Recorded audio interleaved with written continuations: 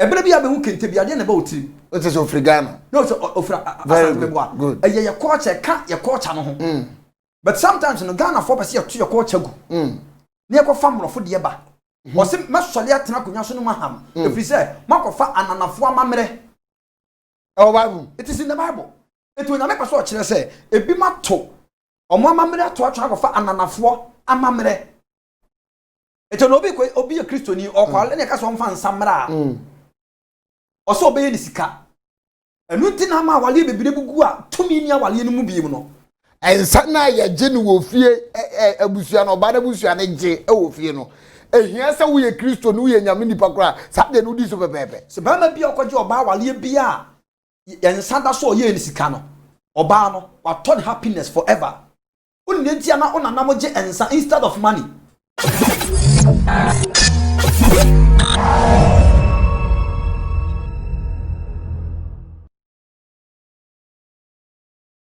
Awusiafo yesa baby o Kumasi Online TV for ni kese a wiase twakire wo bia amane hunu de ekoso wo wiase adifo a nyame ma omo ntua hunu ni nyansa ne nimde a omo kire wiase de eko ne sa ne nti ena wiase nyina te yase na omo ne yen ena edi djuma nti usi Kumasi Online TV de obo hye o kakra bia usi asofo akuku damanyankopo ama omo nimde ni nyansa omudi eni swade hunu eni de nyankopa aka edi fa wiase edi beda wiase enenso nyame adom yesa de mo hye obi hye ne nso medin eye ba kope enoa eni Kofi Poku enem ne wo hye sempa na ne de bro nyoma akodo ya chechire de doboa pa ne hai nyame ba bi ho beto benya fa ho de nyoma be koso esanse brani atete na onem nyankopon ese enem ne na koa ba kopa o hye mini ni hye odwuma de yi so a na efie ha woso na afenyansa sem ka no ya topete sa no enam ni nhia na wo nso wo ha no amane eda wo so no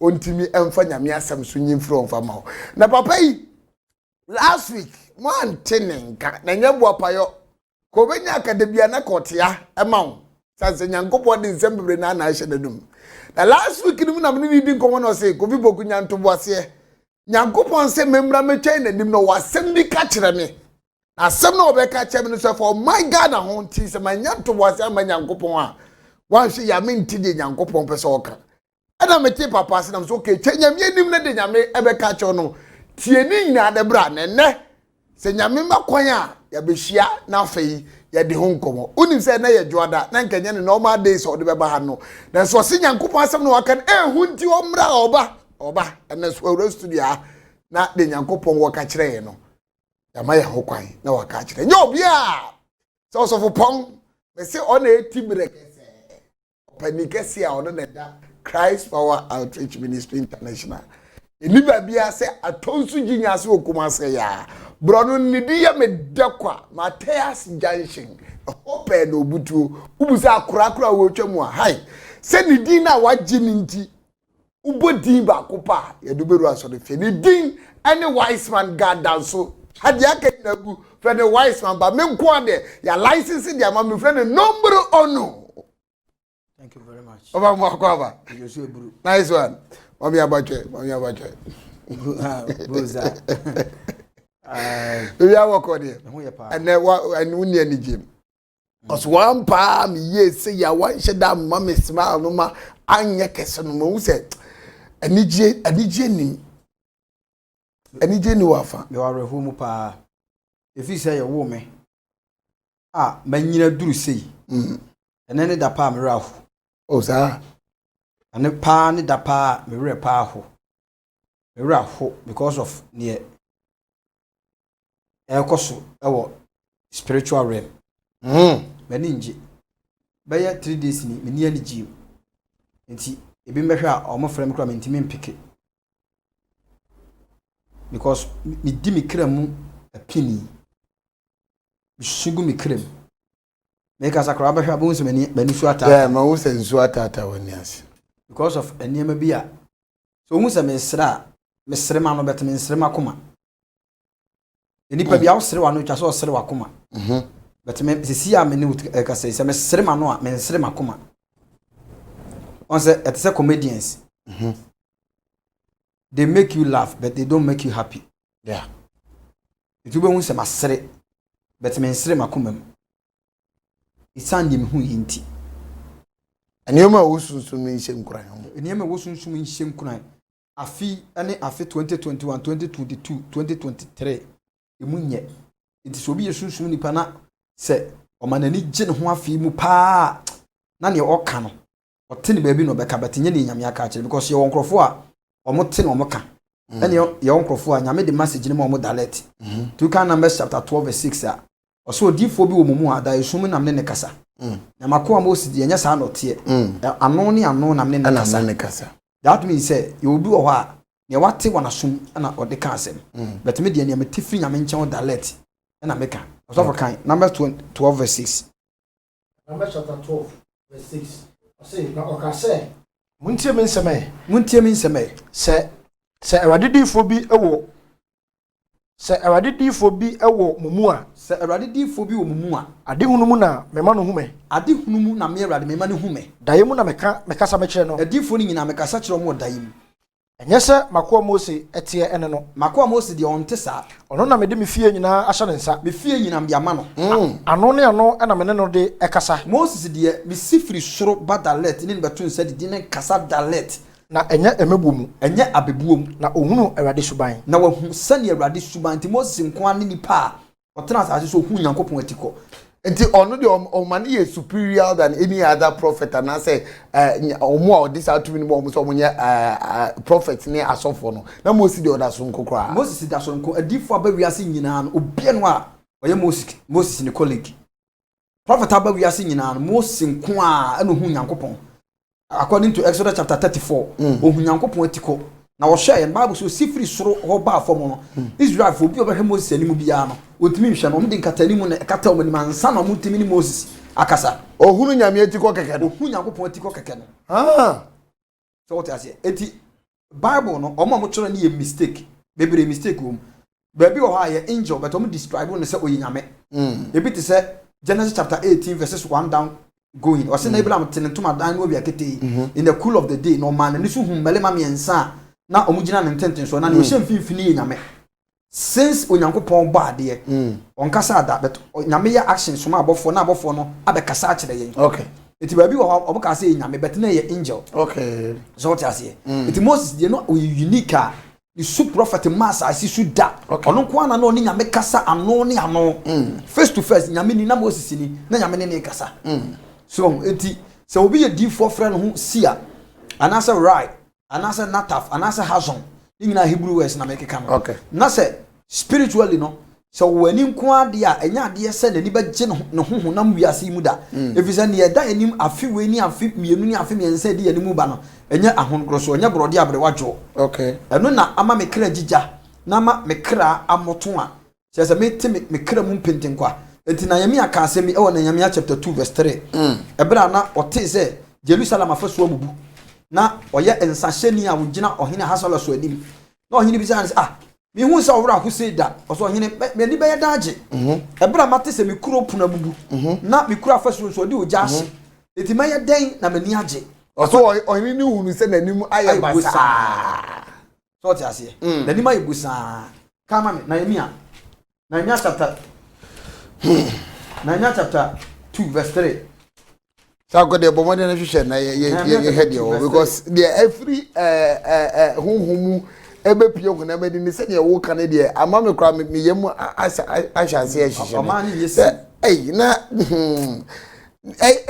nipa na ye bone do so ana se de na esi a se de Nyankopon yi kire Nyankopon kan nyina se nhye na nye encourage na me hira pa ano anu aka on se bone abere bi abone be do so bia no onyame twe ne ho firi nipa mbam onyame ontimi nhwe bone onyame ntimi nhwe bone nti se bone do so e wo oman mu a onyame twe ne ho okay na bonsam aba be take dominion se nyame twe ne ho a bonsam aba be si anan yeah iti e bone na do so na nyame atwe ne ho se na me beka kire 1 January asesen no se afiwe no the four cardinal point east west south and north inji so gina woni nyina because of asase ne bone to matwe mo yeah the disaster be sisi asase so eno ni ade asase happen Sakode, we be a yehwe wo no say. Nehemia 2:3. Nehemia chapter 2 verse 3. O say, na me say ohene no say. Ana ohene bi sam sa den wa wani mbusan sa. Ana m ka kire ne say. Ohene enkwa so kosi da. Ohene onkwa enso kosi da. Edi enti na manim renye embomobo. Edi enti na wise man betie manim nya basa. Wani nye. Edi enti. Nyampa edi enti na mama tena ha. Manager obi sa me manim nya basa. Edi enti na manim nya basa. Ko edi enti. Sekru a majanom adamena ewo mu aye akrufon a wode oja ahye na se ekura majanom adamena wo mu ya nana Kwame Nkrumah ekura magikire maaye no adane amanfo a omudi oja ahye na fasu ko na ohene no ka kire no se ohene ka kire me se so what ase it is obi sa me anytime ani mai busane se majamu kuro madamena wo mu no ekura ni nye save anu tina ene no so hweme a me ka se nyina me kura Ghana flag e wo nsem Awuziafo Baba ma me kura me ra hobi although me nti asem na e ba ne de by anything concerning the nation Ghana I think say oye badwemba na oye Ghana ni nko ade a also de waso mienu no ubie mu ye na utie na ubie wani wa mienu no ekọ akiri na uhwe ni ye because asem fa Ghana wanya asempa de se be ye nyina ye timbi watu kwankra na wa abontia wabusuafo wo mbintia wo se ejaya sum ni ani ni hwe ni han ni tie ni ye pa ni ehu de Nyankopon na papa so ba be ka kire but shade so kuma so online TV no we guso ahwe no me need the wise man God down so do na friend wise man me friend number 1 ene de one hwe ya one kasa wo mpe but the Nyankopon nam so ba be kanie me kai the first day or the Ghana flag ewura ha it was the same thing because me wunu no da so the Ghana flag so the first time I saw this man here in the studio with a Ghana flag. Baba. Today is indeed the first time I'm say with the Ghana flag Abba studio. I didn't see, and then he gave me strong prophecies about the nation. You remember in so disaster, you can a jadiem from a dear and me shed the name dear, but I've been calling you. Nothing Yankupon can't put in on country because that is a boy. Yankupon so one can the head of Becca. Tiano, also when was the TV. No be where China you to me a year, near to me, a boy, a home by to the abo. Let's say a quite bisono said disaster and I the Oba can mean say disaster, but say your Oba Cano, you to me young one she warning me yet to my boy home by. Then we met my won't be video. They are born what they will be as I didn't end to me say. Papa, Mamma Quabio, Nami Musa say. Una uko Nyankupo enim. Na uko chen Yankupon. Then Yankupon kebi bichro. Nami ni obi. And I'm very sure, meaning so only Ubasa kwa the ko idea. No one count. Meaning so ukwane Yankupon kasem wicho. I just want to articulate this very well. Na obi a wo hwe yembia tumi ate ase na mi ni obi etuwu adu Nyankopon asem na oba beka no wai e na me de nti ama me ka we mi sisi ne se me je won kom hyedi because asem bia beka bia no me ten Nyankopon asem na waka fa onam so aka na ebe tumi mfani agro o prophecy mi wo mi mfani agro kra because se ne waka asem ama na bampan amu so wonu asem ai free Nyankopon ne emu odu ne mu Mami Musa. A dear pot in the Yankupon, a catcher a wise man. Seba catcher Ghana for any years. That was it. There was Yankupon in Shroud, not on Tom Condem. Oviboku.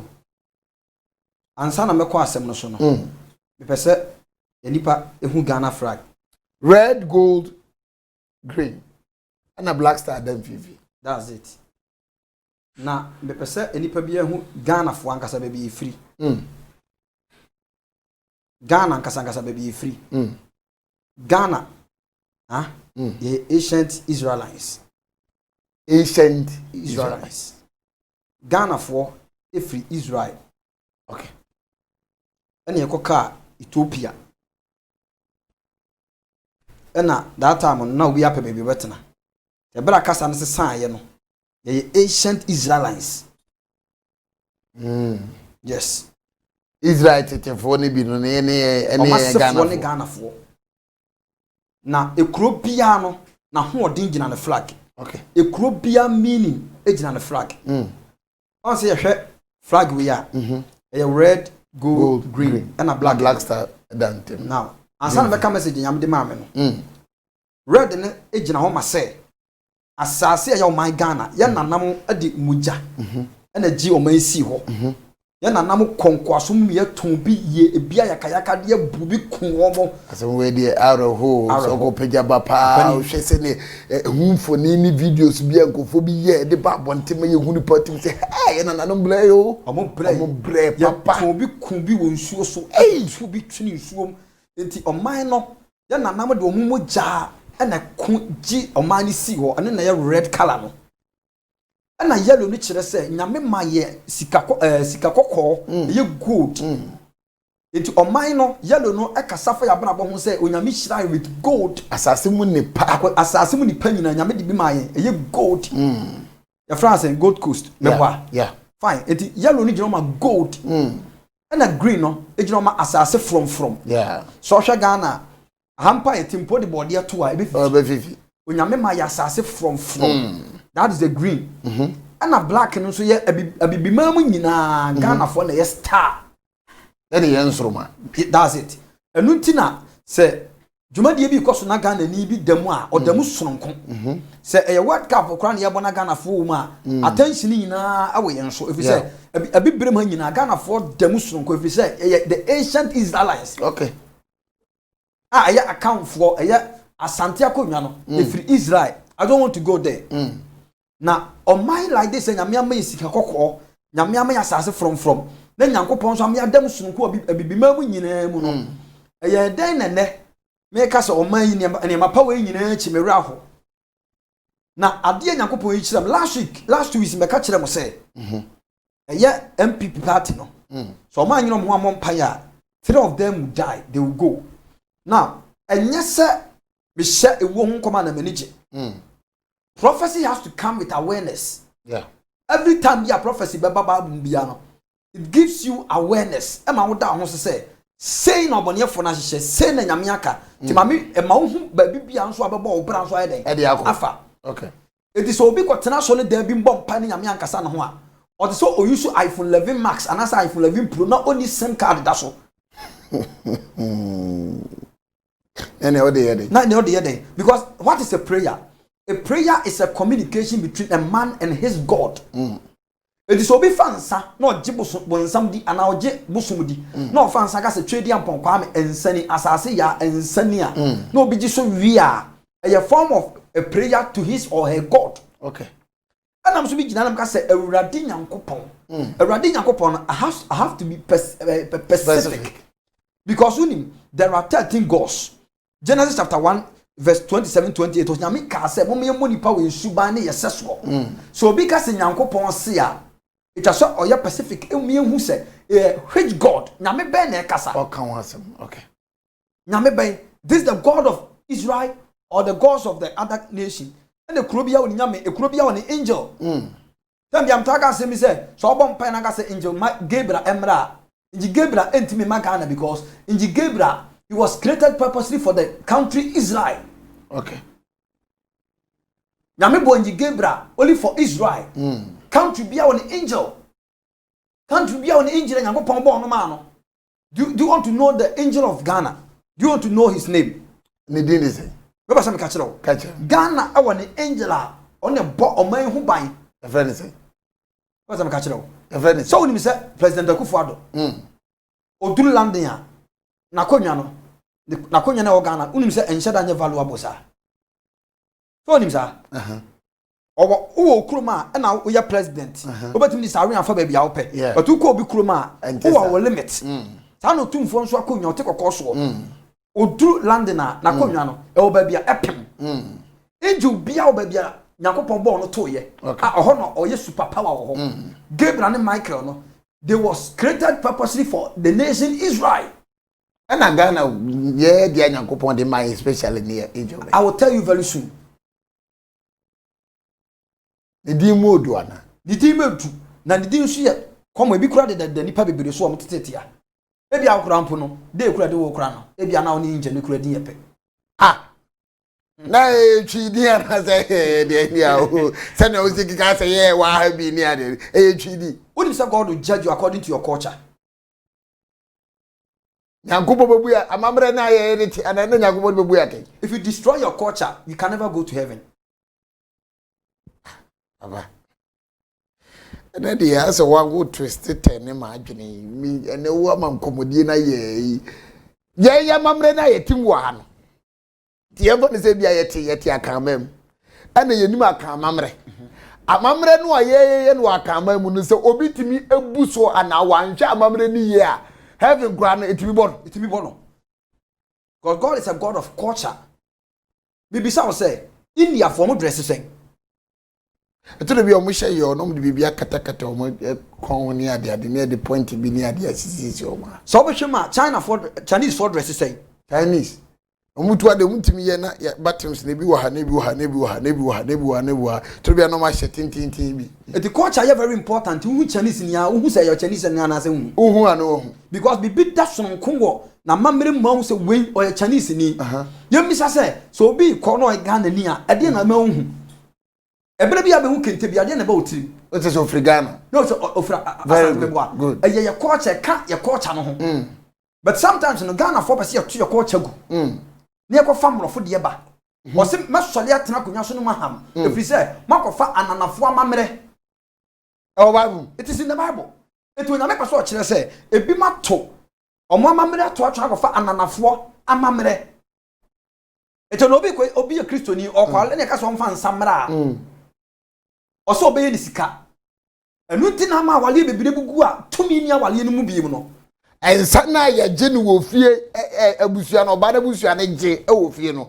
Ehia se wo ye Kristo no ye nyame nipa kora sa de no di so pepepe. Se ba ma bi okoje oba wale bia ensa da so ye ni sika no. Oba no wa turn happiness forever. Unne ntia na onanam je ensa instead of money. Dinta.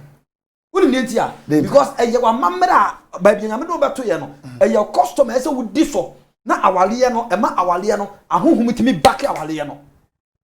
Na se nkofo bebre na aka se nyankopon so ompensa nti se ya beduru ba bia ya beti nyame so mase a ensa ne nyoma nyina yenyifra aware mu na etu ba bi na God of Israel no monsa. Sani Adam beko tu kire wo. E kai pa so wo yi ba ko bi kire. Sort ase. Etu ba bi na God of Israel na oteki akoho. Twede ampo nyankopon. Me I don't want to go there. Ensa no nkra no ye Pacific people bi adem wo mo. And blood group na nyame ache mu for no. So we all positive na otai no makoho a.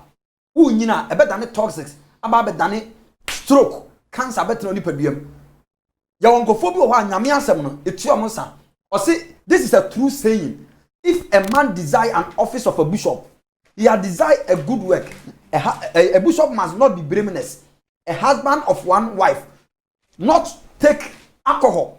Eti alcohol on kasa ni wonkofo bi wo ha. They have forbidden not to take it. Oh, okay. Okay. Eti enipa bia no wa mamre ba bia nyame de okoto ye no. Ohwa mamre ni twa so hwe ni ye. Men ka boso so masem. Ekwan fa so dress. Ekwan fa so ye nuane. Enu ti na country bia wo ni nuane no. Na woni ma de ba kunti a coronavirus e kumrofo no sa. Edai. Aduane no mu di no. Eno na ma mo na ho de ma mutimi ku wo mo. Ya de dawadawa kwansusha eti ya culture na aduane ya na nam di ye beto ye no eno na ye di ye ma ya ho de ma ye ho ye dene and ye tu san aduane nyina gu. That's why we are dying early. And you have a Western culture, Western language, Western food, Western attitude. Eti ene obi ti ha America ni ti ni krom be ma abo na so mienu ti ni krom a obi ti Ghana pese obo na so mienu so tra Ghana. That's it. Obaso obo na so mienu tena Ghana. Ebra ba bia na me do ba ye no. Culture na nkyere wasa so betima yesa. Because ade we na aye ade ebitim adwene pa. Se ade ntina ye amrofo no ye ma obo kwan. Emo mutimi bo aso bo kwa aso ne dem o. Na obi aboniti be ma aminim sofu bi kro preach o wa boniti abonasum no o kasa kire just a crowdy congregation and no uja abonasum no o kasa kire o. So then I said to myself say we be dey na etibesi wo Ghana anasofo bi aboniti abonasom na o jankofo be adom bebre anim so o preach ena ma wa asema mi ka o kan Matthias say culture no so play a major role our Christianity because no so nyankopɔ be gina so abuni party nyankopɔ be gina so abuni party feast bebre e wo hɔ a e Israel for culture nnenne ye nyina celebrate because of colonials na obi culture no e bia be so ye so ye Christianity nyame soma ye Israel for dio eto nyame soma Moses no say I am God of Abraham, God of Isaac, God of Jacob. Nyame ma Moses said there are so many gods. Nyame ye specific. Say Moses nyame kora won soma no. Because there are so many gods. There are 13 or more than 13 gods. It yam money power suba na yese so ne nyame ni angels enye nyame ni angels na na ekasa. No ne the other gods. Okay. Na na ekasa. Na okasemi about asomade. Bema bia odi asomade se na som bia no. Spiritual law no. Oyakoa. Okay. Oba bia odresse e de anglet eto ne na bia no. Spiritual law no oya prostitute. Oya ba sini. Oya ba sini. Eniema bi ho a yente ase akoya se ensatea we a ye de ring hye no. Ring unsatea bia de ring be hye bia oni meaning. Okay. Sa obi de ring hye ne ha ne nsaketoa we ya ase kire se me da hokwa ne emenya bia no ba ma bi obebe bia no ba bi obebe bia no me de me ye ho adwuma. Ana ensa we yakoma entiri bi so ensa we mefa ebe so yakoma num. Ensa we ye fa no marriage finger anasa love finger. Okay. Enuti na se be ma ye oba ho ade a be ma de ring ko hye oba ne nsa we.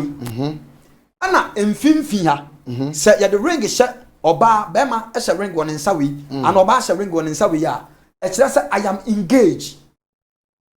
Obi adna no ato. Obi de manu ato obi asima wowa. Okay. Eye mfimfi nsa we. Nsa we. Yeah, mfimfi dey. Ana nsa we kire se I need a husband, I need a wife. Okay. Afi na mi pe bi. Afi na mi pe bi, mi ni bi, afi na mi pe bi. Okay. So what you say? What you say? Ana ensa we obi the ring of unso oba. Unso oba ana bema e the ring ahye ne kokromoti we ya. Marriage law no opeso o kire say me pedefo ana me pe obi oya ahemfo asikafo me oya bema nso me pe ema om ya defo. So obi a opa ne aben. Okay. Anu ye kokromoti. Anu ye kokromoti no. Okay. Eti yansa we anu ye marriage law. But eba scientific terms are ebia won meaning. Okay. We a marriage law na ma kire mu no. Aware mra. Awale mra. Eti nsatea we no. Ba bia de ring be hye bia ka bibi. Okay. Obetim the anglet to 9 on tia se no de ato. Onu say for life. Spiritual law no, you prostitute. Okay. It is in the Bible. Isaiah chapter 3. Isaiah chapter 3 verse 16. Aso bi any time. Isaiah chapter 3 verse 16. Ade ba kwa ya na me de pe wasem because unka wasem sa akeke. O come reference no Bible say me obi a o hye no tie na me se wo de wise man na da wo nya odi keke o Nyankopon na de sa ahonim ni nyansa de dia ma wo. Ye hye ho ne ehunu asem a wo kan se wo Bible nu pa se ne wo kan no se ne be ya obi a wo te sa te bia nim oye bia ni be hu se ampa se Nyankopon aka aho asem o Bible nti be sere wo ba bia wo bia ne hye ne so se anyoma bi wo ne ye ne ye ntiase a ya dwene ene yakoma ene edidi akie for the fun of it. Are ye bia yemu se hu se etia emra etia nyame ana ena wise man tia wo ne ye di nko papa ye nko Isaiah chapter 3 verse 16 etifiasom o se ema ahantanfo atemu ema ahantanfo atemu. It is how quotation when it goes for women. Okay. What you do and you don't understand. Ko o se na Awurade ka se ana Awurade anu ma se na Awurade ka se esan se Zion emama ye ahantan Zion mama adani ahantanfo na wototo abamkon ededa won ani achi enante na on abakon deda da oni achi obitimi wura na ani achi mi we nyina na o de pensna dwuro matreke wo na da na ani achi esan se Zion mama ye ahantan na wototo to abakon deda da oni ani achi. Okay. Wo de anamon ntientia enenam o de anamon ntientia enenam ma won nase enka agigye nti ma won nase enkawa ne mo bi gugu o mo nan no ene mo gugu o mo nan no. Okay. Agigye nti Awurade be matrimkro agu Zion emama mpampam Awurade be matrimkro agu Zion mama pampam. Okay. No be bi on adeja so na awade be yi won adagya so eti dress bi ho be dress ya sabi oni boda ni ya yepe. There are a lot of things we don't understand. Amamere is very important when it comes to Christianity. Say ya come for ya Ghana for mama ye ninyi ya akase ye duane ho. Okay. Mama ye ninyi ye ntade ho. Eti nyame de culture be book enipa bia ekuro bia ten. Na ne mam de Ghana flag ba enne no. Aya de Nyankopon yi kyerɛ me. What moment tete ho a kansam no afafa ho a ye nyante asem pote ya Nyankopon na mo so a wo ba be ka kyerɛ ewiase Ghana fo. Eti papa ye me de pass waka be si Ghana flag na che ukura sisi a ne kyerɛ se Nyankopon kasem bi for omai ho a kyerɛ na no ene ye nyina ya krado a yetio. Asama me kan ni obenya bibia amfanse ne Ghana mpanifo nipa bi onim ne bia amfanse ne no. De fa Ghana from mpanifo. E fa Ghana from mpanifo ho ekuro yi. Now, Onyankopon ma Samson the spirit of might. Also onyame ama yesuro ene ehunhunhum. I don't have a bodyguards, but I have spiritual bodyguards. Okay. The assembly Onyankopon as adasoma me bia no. I can boldly say it because I say he that sent by God speaks the words of God. Yeah. The always bia no say nyame nko na dia asema me nko dia I can say without a fear. In the realms of the spirit, I saw something. Ade me hu ye ne say, me hu airplane. Airplane na me hu ye no. Me hu airplane na the one side for passengers. And on the one side for cargo. Na me hu Ghana flag say ekata plane no. Now in the realms of the spirit, me hu say plane ni pese Orlando from Kotaka International Airport. Bram kuso me hwa de me hu say plane yes Orlando no. Plane ba shape from. Now since I was born up to this date, me who enwisie kumo at the set 3 days ago, enwisie me who no in the vision. Na me say the pastor say dwane. Na bla pray no from no me imagine say in the realms of the spirit no. Meko Flaster house, akobon penifo ma ne say na asi. We do Flaster house no, ni atoto punu ma danger sign Flaster house main door. Na me bisa angel am ne ye adwuma no say, what is this? Na angel ne ka kire me say, pray na shi ase ni gino ma my Ghana. Na memfa kokobo emre ya nana President Akufo-Addo ene na pamfo say they should not try to open the border because premiership from no the people within the nation. COVID-19 is going to be increased in Ghana and it will bring a disaster. And only airplane na a same na ship from no na mu say emu ni panyina e fa ewu kakra na survive but no ma wounded. Na asama nyame se memfa Ghana mpanifo ne say they should not try to open the border because COVID-19 coronavirus eba be ye the level no ba be high in Ghana. A lot of people will lose their life and a lot of people will perish through this disease. Now Flaster house na me who say danger say no. This goes for Ghana mpanifo. I repeat, this goes for Ghana and mpanifo. This goes for Ghana and mpanifo. This goes for Ghana and mpanifo. Na me who say Ghana mpanifo, they are going to die one by one with the disease. And it's not a curse. The sickness is going to kill them one by one, one by one. Then Opa and Amika saying, if nothing is done by this, what I'm saying right now, you hear and you see. So Mpenifono, we are the devil's target. What do you mean by Ghana Mpenifo? Because Ghana Mpenifo, if you are president so, and then the Juma 4, and the woman, or what tenacity, a poor man who are conta, or who has an American. And you are making emphasis that you are no able to make yes. So they should protect themselves. They should be careful. And they should be prayerful. And as some American, I am saying without fear. And God told me so I should tell them, say, the president of the state and his ministers should declare a 3 days fasting. Me say, and we are for the nation, but this for themselves. Okay, Mpenifono. Mpenifono, they should declare 3 days fasting to pray for themselves and the sitting president. Ebia also be say what is it? And I won't say nonsense say John ko because of COVID-19 na waba bonti be kasa say. Obi be kasa dey. Say nonsense say John. Every mu ko because of COVID-19 na what studio a wo ma wani aye din kasa mpanifo no be come akoma. Man say John COVID-19 dey kun no. That is what everybody bonti. Mpanifo tena se kan say me say obi nka say puduo enhye. Na ehye be din jo. Ehye ye be din jo. It obi nka say ensi but esiwia na be hu say e obi die ntina ba betena me kasa ade na. Cause asema me kai nobody is going to pay me. Obi na o ma sika. And I am not saying because of fame. If it is fame, by the grace of God. Oh, damn, you had to know the Nuka de Unko because they go for we are here for Nana shout you once a move. If even it's about fame, there you have it already.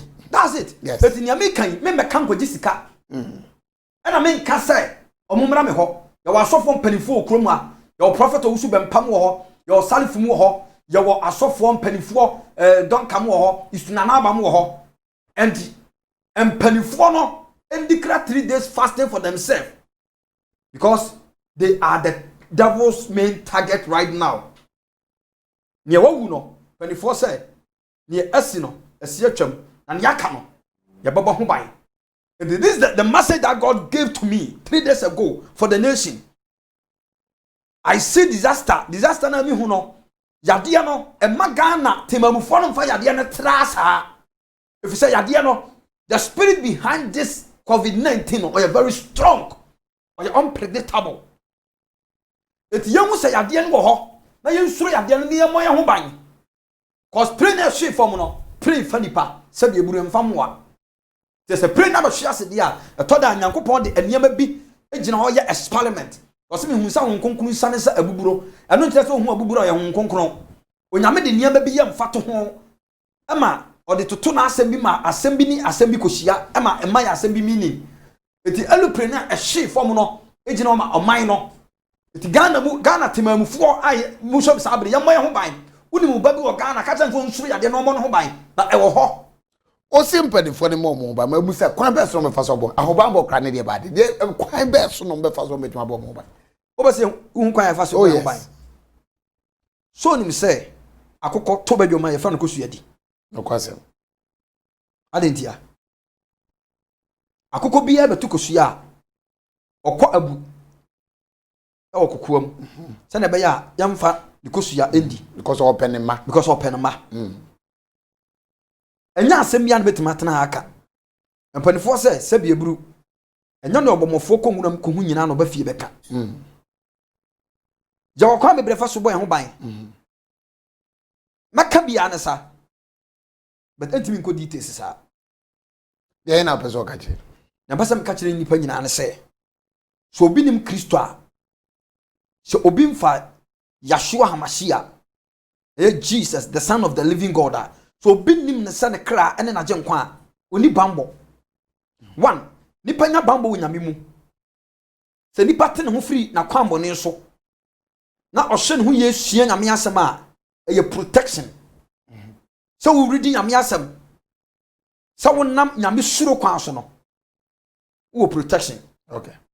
Eti okan Psalm 25 verse 14 o say nyankopon yi ni tirim adi asem kire won osuro no na oma omu hu na apam so obi suro nyame a always be nyame review secret kire no. Okay. Eti etimi boy ho ban e wo nyame mu ya wa kwan ya fa so boy ho ban wo nyame mu ene ne nyame kekan usua nyame asem ti hu free bone ho kenkan nyame asem dim wadadie serekom eboa your inner being to grow, eboa your inner being to become strong, your spiritual muscles become strong. And one of ways I the boy who ban nyame mu na ya nanamo. The reason why I nanamo enyiri chair ne say no omo was so many ways to protect themselves and also to grow long.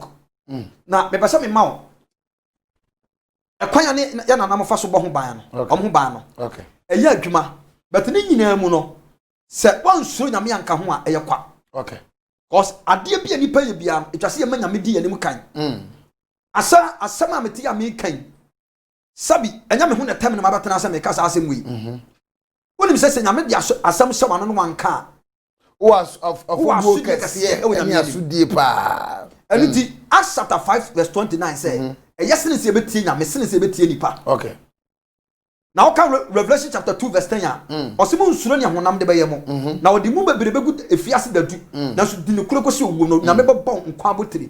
To always be ano, I don't follow this flesh. I always follow the spirit of God. Enya easy seka obetena aka owusu bempa the major see ogada. Na asem ajankupo yite o na ka edin so fu bu okra na no be yedu so obeka asem but you sat in the same seat and I will catch them so when we say nkofo bi ahisha abopo say prophet owusu bempa a won crying aban kura gina tumu no nkofo bi abopo so beku and true to your words papa nankasa be confirm when he came to Kumasi and was going back to Accra. And Papa is one of humble pastors in Ghana. Sometimes, you know, so sometimes we call sports stadium now we have a ball, we have live match. And yeah, this will be a slow motion. But so the TV now we shall slow motion. You only people as a woman now, because we hash. You only people as one man, because they be or you to pay. But so what we need to meet life and calendar almost a nipano or submissive spirit or our and this was I can see in Prophet Owusu. Okay. As of baby onipa condemn on but to in China most are free to everybody. Okay. And papa na accept ye. Agi tum say na meka ne no krampa ebem bet ansi.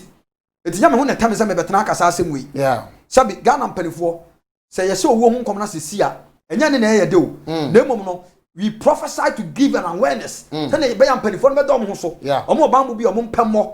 Ekwanya wo nim so betema fa so obo ho ba no.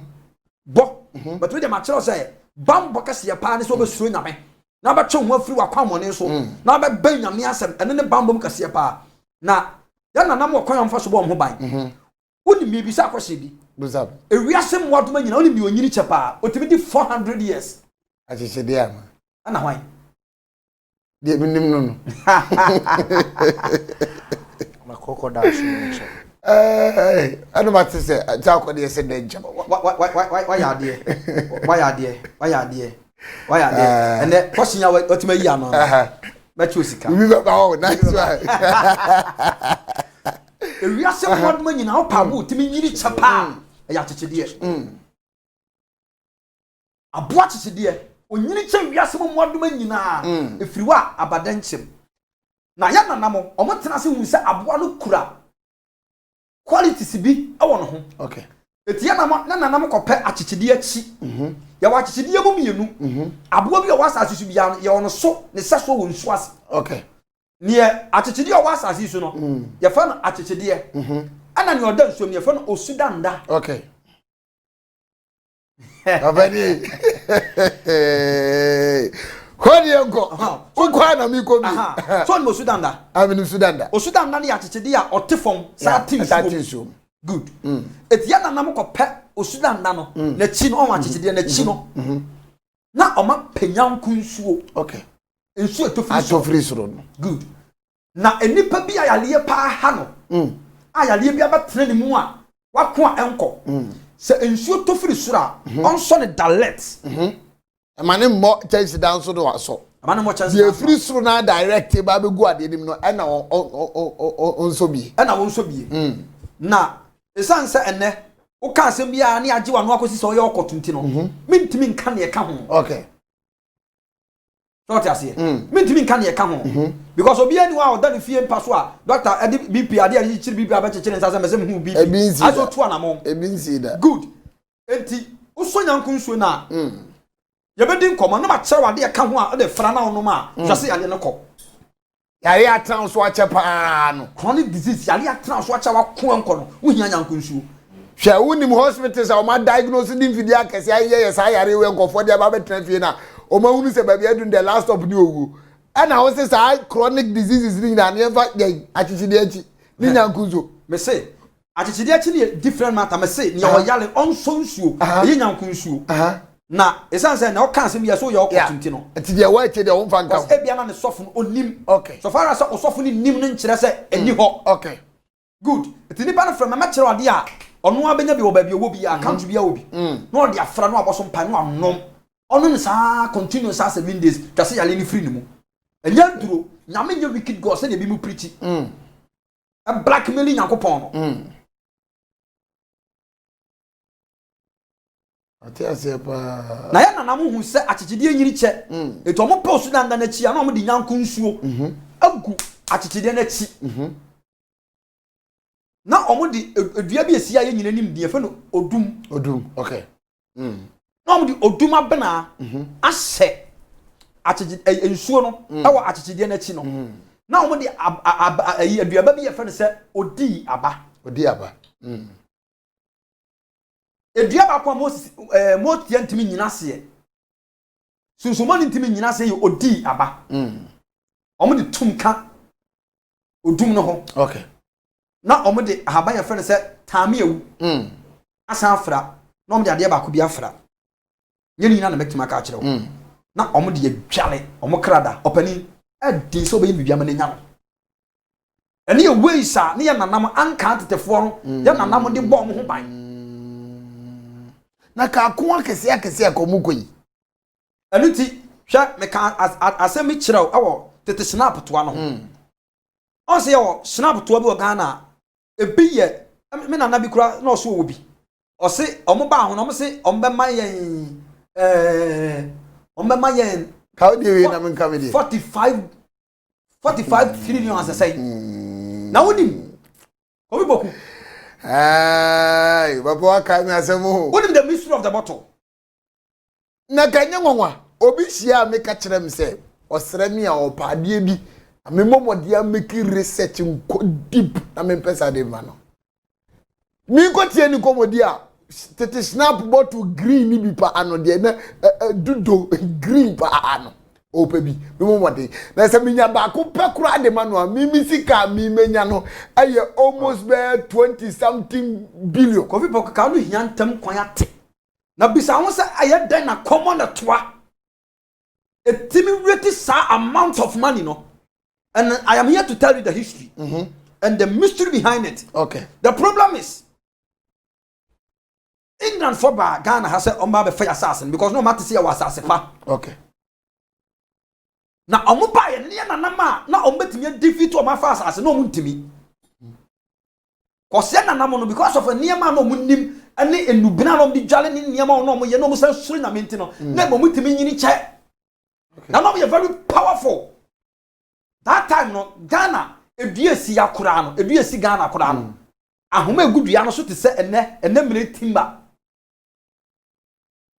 okay tama British for be Ghana so edua ahoma na egudu dua so no na te se ene mire timba okay eto mani brass ase yo mani se kwa bia so me fa ase no but no mo timi defeat ya nanamo na that time no mo etu obi gunpowder omo to ma na ya nanamo enka wo mo ana mo ye inquiries who say ya na nama bi wo mo ho eti enipa no mrofo ne half sa call back to England ana mo de red mercury blood mercury aya sa to ano okay woni sa spirit bi so red and black mercury bank bi wo ho ship bia no red and black mercury kwa na ya ase ma alupre bia na mo we bia no say red and black mercury nima alupre no demons be crash na ma na to fom. Okay. There was spirit who found the spirit of Astodoth. As had the spirit of Astodoth no, and it been a Solomon akwaji ye. And it been a Solomon kodi chire. 2 Kings chapter 11. And the Molech. Abosum bi omo ya powerful. Omo timi chisika ma anipa. Solomon ko som wo mo. Na sa spirit the spirit of Astodoth no, and as a Molech no. Omo wi media no omo no omo shim sika eti bank bia no sa red mercury ne blood mercury ne bi wo ho enya sa nkomo omo chiska ni nyina afiri ho eti omo de red and black mercury ne ye sa to ano eya tete snap to ano okay ana omo de snap gum ana omo de bag Ghana eti omo de bag Ghana no maka kire yem panifo say instead of appetition when na yansa papa that time se na na be wo mo ho ututu anto ya santo a hwe konfa no che na ye Ghana for ne very powerful yeah it ya na nam no nsa no wo sa snap to anum no na spirit na tete o mu nyina tutu coin because of the red and black mercury okay sana history ni je sana history the reason why ya to an be ka Ghana ha na me kire no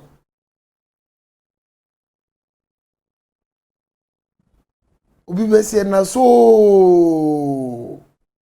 Etia na nam no nsa no sa snap to anim no afa omutu atei no da wo omutu atei no da ho no me take dominion over Ghana. That the whole world ekuro bi enu pa na nyame ma red and black mercury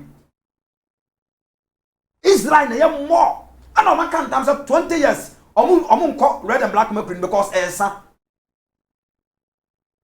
etia ko ni ba bi say red and black mercury no dey shape any plane any rocket na cause space no afa de omunya biem and o ma kai back say omudi begu Ghana na Ghana so regions no Adam Kato say open the 3 powerful regions are Eastern region for Asante for and Abono for Sam to ya meka ho asem so bi pa bia enkuro miensa we pe no ma de to an ko so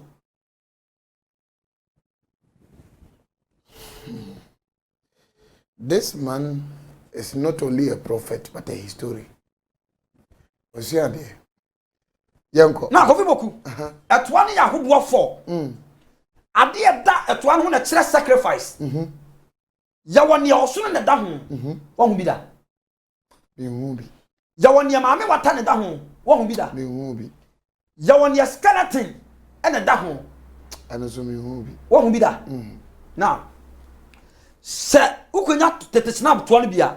Ne maame wata eda ho no. The sacrifice you show life. Okay. Adibia bibia se nsuo na yen involve mutimi ni sika nta. Okay. Ana ne skeleton da ho no. Ohia human sacrifice. Okay. Ucha enipa moja na de card ye na. Ebe so fe. Aya active mbotimadi. Okay. Ana ne osono da ho so ye animal sacrifice. Okay. Eti atwa no so obi hwem se si asema me kan. I know what I'm talking about. Because me being wise man no. Knowledge can be quenched. Knowledge can finish. To always be I always acquire knowledge from people who has grown enough. Okay.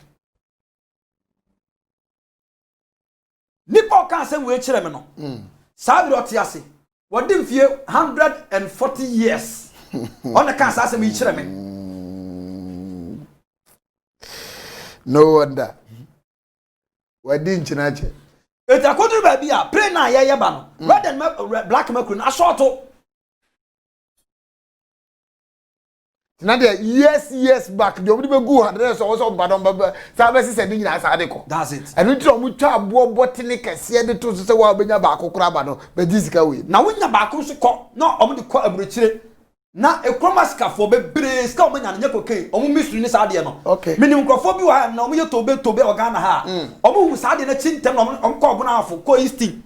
Ko sisa dia. Akwa mam emerewa ne sika jeje ye. Eto omu sika twitwiri di omu nya nyina no. E mystery efi ho.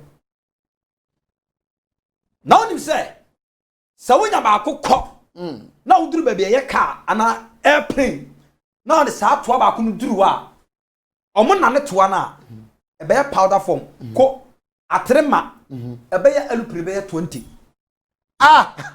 aka se di ntina omo tim diska kontene kakaka sa to aketo ano ai Some na tie omo mesuma tiem etini ya no ton 40 billion wo ho no o de kwa 40 billion sika obe times 3 a peanut